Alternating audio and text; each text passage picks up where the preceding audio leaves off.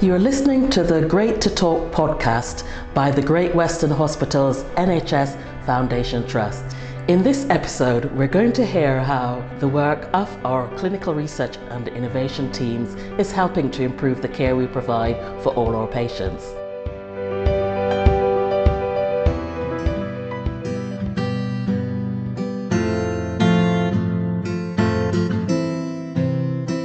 My name's Rue. I'm a senior research sister in the research team. I've been working in the team now for about 3 years. I was initially seconded from maternity, but my job started a week after the first lockdown in the pandemic. So I began completely green from research. I'd been a clinical midwife for 25 years before, so it was a completely new career for me. It's been a real steep learning curve and a complete change of career for me, which has been amazing because I absolutely loved being a clinical midwife.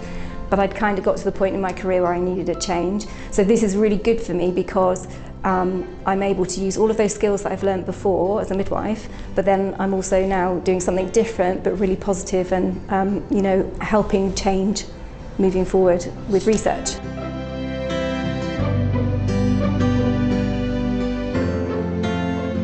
I'm Linda Von Oven. I'm a clinical research nurse here at GWH. I came to this role really years ago. I worked clinically as a nurse on wards, intensive care, and it was really during this time that I started getting into research then. I cover oncology research, which mainly for me covers breast surgery and prostate surgery. If they participate, then it's just taking them through that journey of being a research participant, and often lots of patients feed back to me that they like that because it gives them more of a sense of kind of being looked after, I guess, because they're seen more regularly often.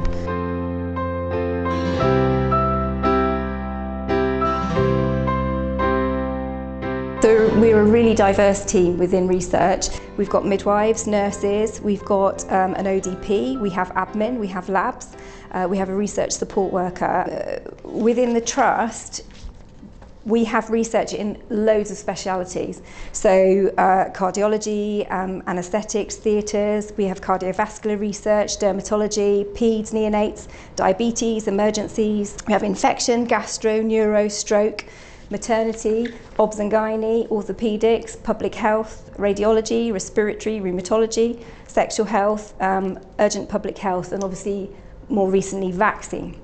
So when I came in as a midwife to start researching maternity, and I wasn't allowed, because I'd had experience upstairs rolling out the first antenatal flu vaccine programme, our head of service said, okay, you can't do maternity just now, so she gave me vaccines. So that was really exciting and absolutely terrifying because it's something that I'd never done before. So we work collaboratively across the region. So we actually had our participants in Bristol, and some of the team here went to Bristol, worked with the Bristol team. We vaccinated them over there, and then they came back for all of their follow-up here.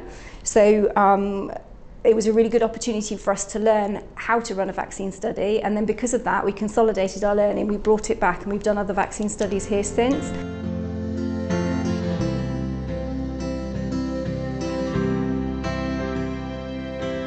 I'm Natalie. I'm Thomas. And we are the very proud parents of Harvey, and we have been taking part in some research trials for Swindon and Oxford. I went into labour, I think at 21 plus 6 days, and I had to have a cervical stitch put in.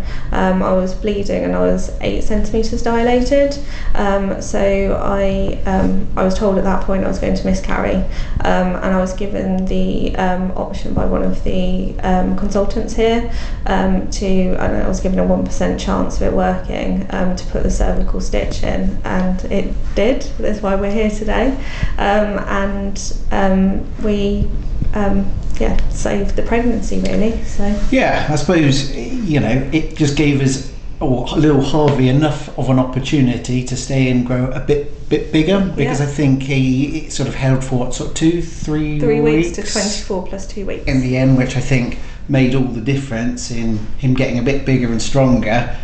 before still arriving a bit early, but at least it gave him a bit more of a fighting chance. Harvey was born at 24 plus 2 weeks, and he was just 760 grams when he was born, so he used to fit just on the size of my chest there, and he's now 12 weeks old and a whopping nearly 2.5 kilos, so while he still seems really he is really small, he seems absolutely massive to us, which is really nice to see, because he's come so far on his journey, and he's just developing and changing each day, which is lovely to see.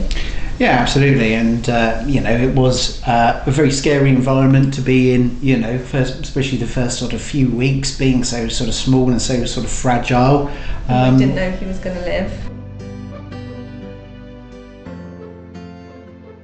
The value of research is so important because, at the beginning of the pandemic, we didn't know what was going to happen. You can't help but thinking about the Spanish flu and the amount of people that died. We didn't know what was going to happen, and we knew that we needed to do something really quickly. And working in the research team at that point was incredible, because lots of people felt so helpless that they couldn't do anything. And actually, we were in a really privileged position that we were enabled to enable the research to happen so that tangible changes could be.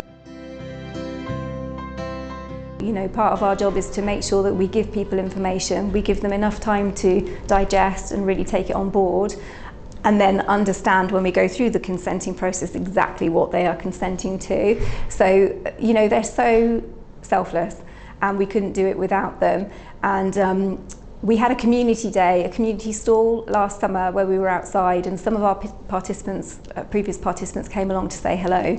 And there was this one gentleman, and he was amazing, and he has been in several of our studies, and he said to me, what research gave me in really dark times when he was really unwell was hope. And that was so powerful, because when you're not very well and you don't know what the outcome is going to be, it gives people a little bit of power to try and do something, because even if it won't directly affect him, he knows that it will affect future treatment and the prognosis for other people.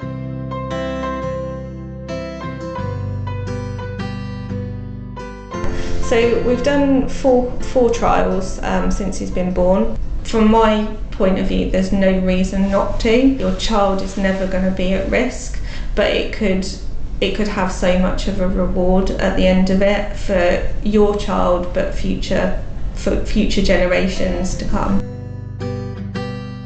Research studies can take years for the evidence to come out, and lots of patients know that, but and that's why they do it. They're doing it for the next generation or the following generations. Lots of patients embrace it, and they want to do what's right and what they feel is good. And it helps them, and obviously helps people later on. But so go through all of that. That is probably the best part about the job. I enjoy that interaction with the patients and just taking them through that journey. And yeah, it's a great experience.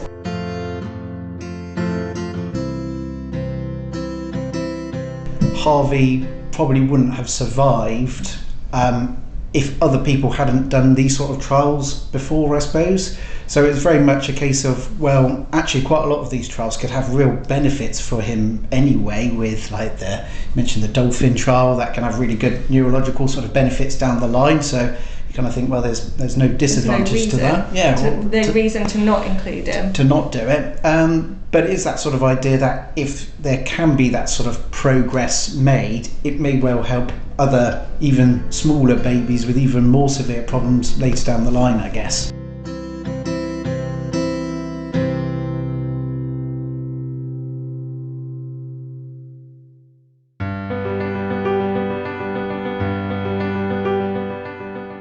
That was a story of how our clinical research and innovation team helped make a difference to the patients we care for. Find out more by searching for research and innovation on www.gwh.nhs.uk.